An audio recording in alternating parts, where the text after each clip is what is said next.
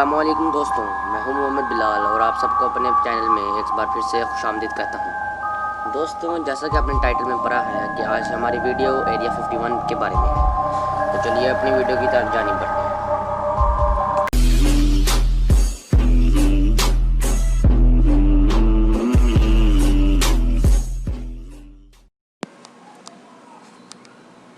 दोस्तों, area 51 America के शहर लॉस वेगास से तकरीबन 130 किलोमीटर दूर एक गुमनाम सहरा में वाक़ है। इस सहरा का नाम निवादा डेजर्ट है।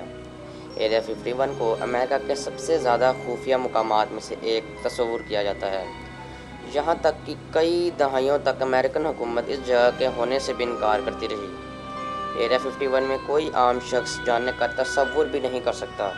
ये इंतहाई ही रिस्ट्रिक्टेड एरिया है और इसके आसपास हर इंसान को मॉनिटर किया जाता है।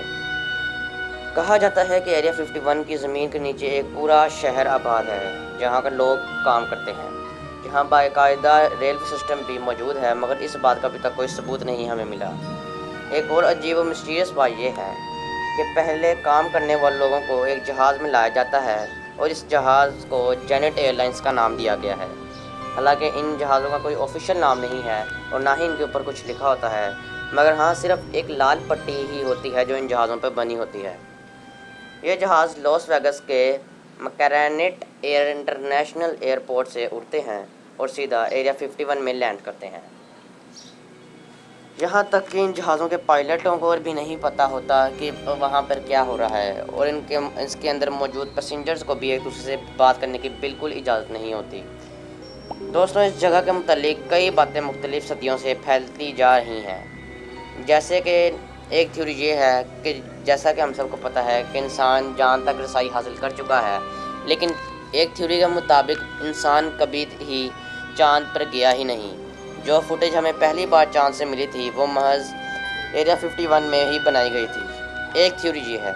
एक थ्योरी ये भी कही जाती है कि अमेरिका एरिया 51 में अभी तक टाइम मशीन बना रहा है। एक मशहूर थ्योरी ये भी है कि यहाँ एलियंस को रखा जाता है और ज़मीन पे आने वाले एलियंस और उनके यूएफओ को यहाँ एग्जामिन और इन पर एक्सपेरिमेंट किया जाता है। यही एक दोस्तों थ्योरी है जो सबसे ज़्यादा मानी जाती है। 1955 में कई लोगों ने इस मुकाम के आसपास यूएफओस को देखने का दावा भी किया। दोस्तों, 2013 से पहले अमेरिकन हुकूमत ये मानती नहीं थी कि एरिया 51 नामी कोई जगह अमेरिका में मौजूद है। हाँ, लेकिन अब ये मानने में आ गई है और ये अब कन्फर्म जगह है। 2013 से पहले सैटेलाइट से ली गई जितनी भी तस्वीरें एरिया 51 के मुताबिक थीं, उनको अमेरिकन डेटाबेस से रिमूव कर दिया जाता। दोस्तों, अब ये माना जाता है कि CIA और American military training base area 51 है, लेकिन ये एक महज अफवाह और झूठ है।